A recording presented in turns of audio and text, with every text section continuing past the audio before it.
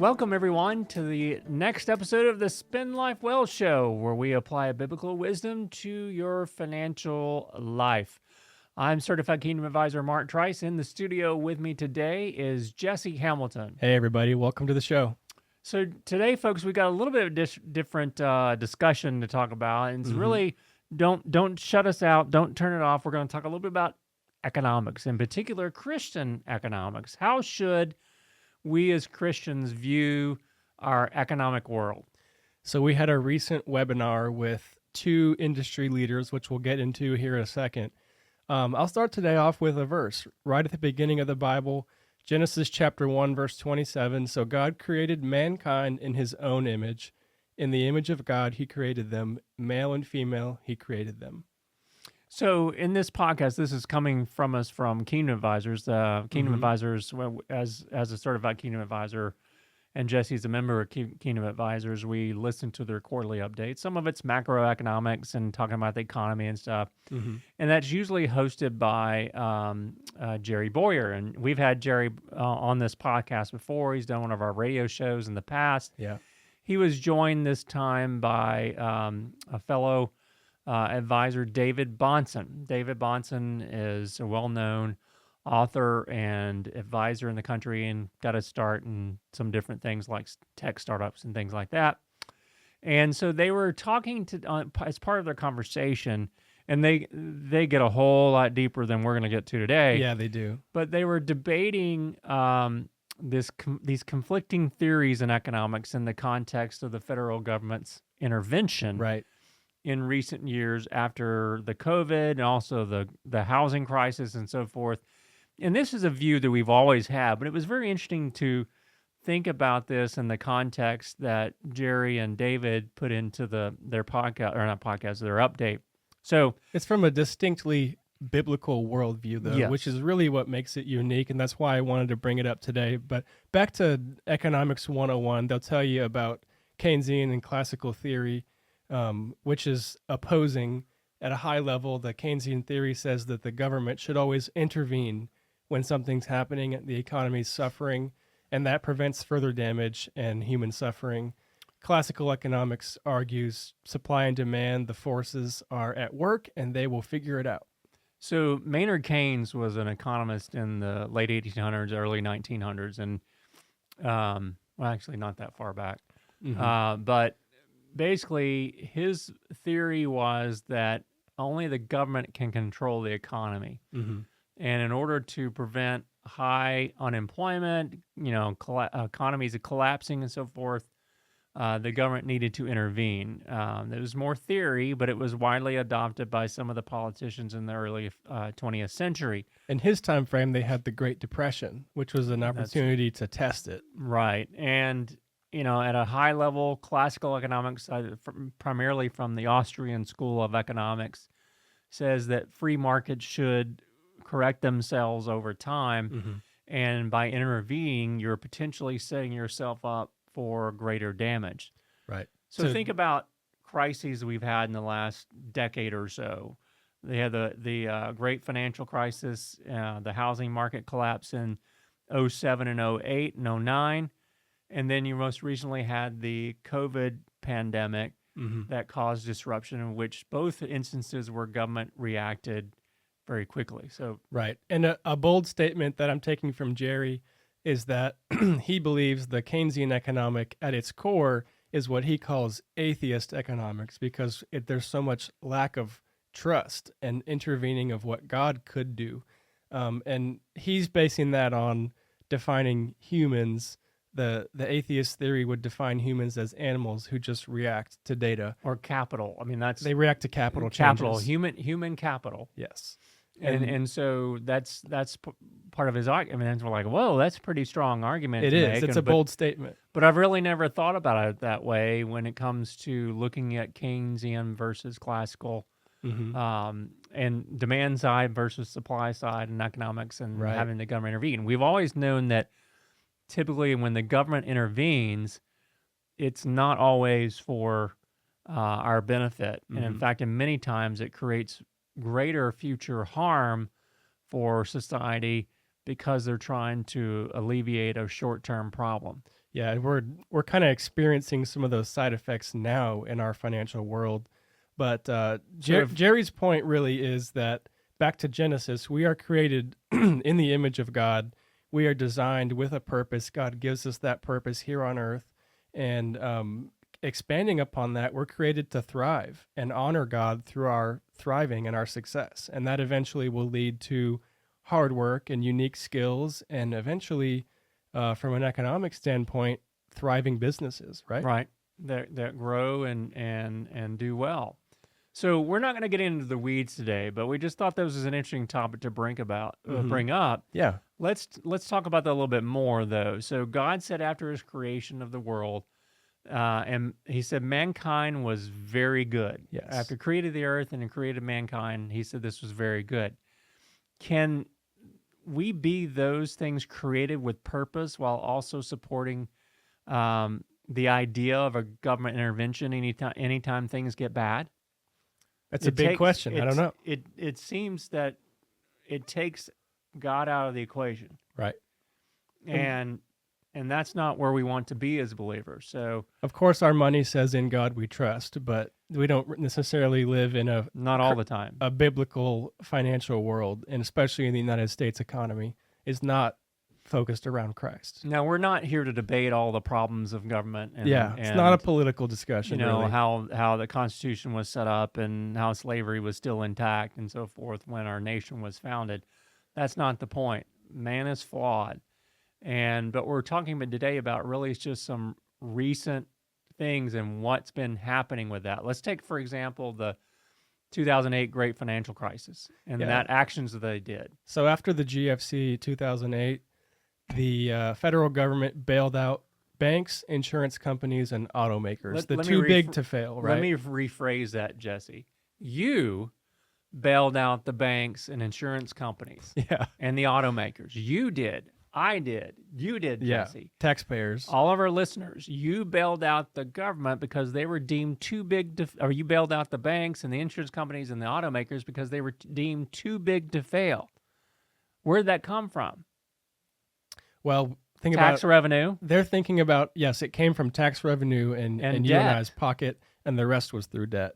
But they're thinking about the hundreds of thousands of jobs that would be lost and the effect that would have, a rippling effect on the economy and people's lives that wouldn't be able to buy food. But we don't know that those jobs would have been lost. Right.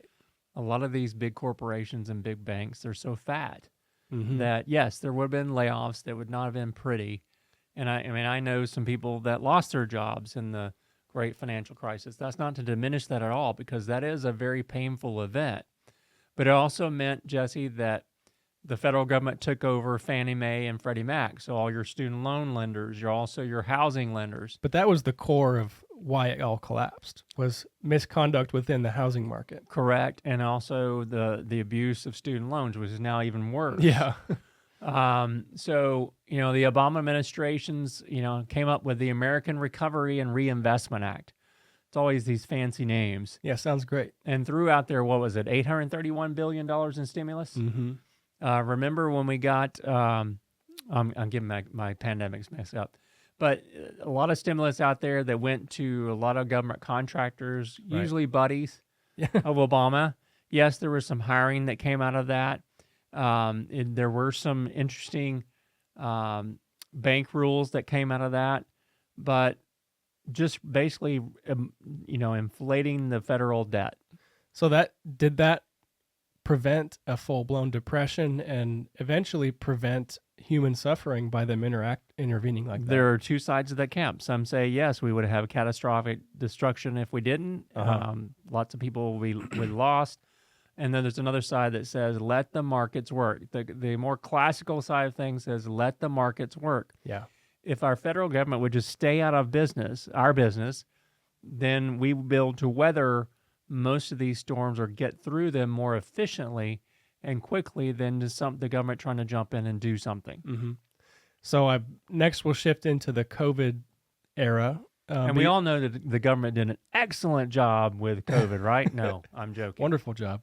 But we're still, in my opinion, experiencing the high and the side effects of what they did in 2020 to, quote, keep the world running, they infused how much? 1.9 trillion total as a part of the American Rescue Plan of 2021. That's just the Congressional Act. Right. That doesn't count the $11 trillion that the Federal Reserve pumped into the economy. So that's the real cash that we're talking about. If this view says that we're just animals that react to capital moving, they pumped $11 trillion into our pockets, essentially. And what was the result? Let's not get into a debate over the science of mask and not mask. I think we all know now that there was a lot of stuff that we didn't know. Yeah. I mean, Dr. Fauci said follow the science, and then Dr. Fauci says don't follow the science, but follow the science. We won't get into that. So, what about stimmy checks? People who didn't necessarily need a couple $1,000 extra were getting checks in the mail. Oh yeah, regardless. I mean, many of us, we didn't lose jobs, but we had slowdowns. Yeah. But I'm guessing you got a check. Mm-hmm. I unfortunately did not. But there was lots of state and local government dollars that are flowing around. We had the payroll protection plan, which so was does that include the $300 billion to unemployment, or is that $50 billion to small businesses? Probably both. I think it was basically both. Yeah. $300 billion unemployment benefits, $50 billion for small businesses, and some of these were forgivable loans. Mm-hmm. Forgivable loans, and another $25 billion for restaurants. All the while that these restaurants did not need to shut down. They did not need to shut down. Hindsight's 2020, but that intervention really caused a lot of damage in the economy at the time. And then also we're dealing with the ramifications of that now. Of course. Anybody heard of this thing called inflation? So, these things we're still dealing with in 2025. Was it worth it? Same question, though. Did they prevent a mass of human suffering, or did they just prolong the effects that we can't avoid? I think we just prolong the effects. Okay. And I'm not a policy expert, although I was trained in that. I think when we do these things, we prolong the effects or create unintended consequences like inflation and things of that nature. I mean, which slowly eats away at us every time it goes up. I mean, a small amount of inflation is healthy and normal, but 2023, was it 22, where it peaked? We had 7.8% inflation. Yeah. So now let's get back to the Christian worldview on this, Jesse. Okay.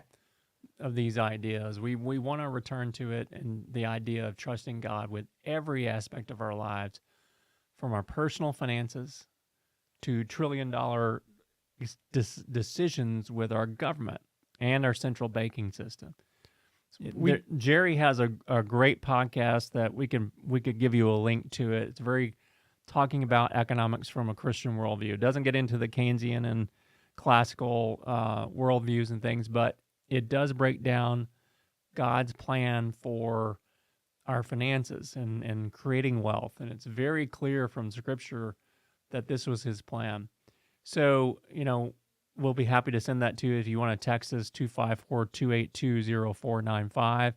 But these decisions, our worldview impacts our decisions with our personal finances, which I don't quite understand. We trust God with almost everything about our lives. And right. Finances are one of the things that it's one of the hardest to give over hang that on trust. To. And I know I'm guilty of that. Same here. As well. So, but these decisions ripple all the way up through our government and who we're electing, say. So if we're really God's crown of creation, which we read in Psalm 8:5, and we rely on God for every need, how does this change our view of the government? Now, does that mean we shouldn't prepare for things? We should not Of course not, do no. things? No, not at all. Not at all. We just encourage you to think about that for yourself and determine, is it something that you should take action on, or just keep your beliefs more private? It's up to you. Yeah, and if you're one of those folks that like to prep, you might want to watch the movie Homestead. Yep.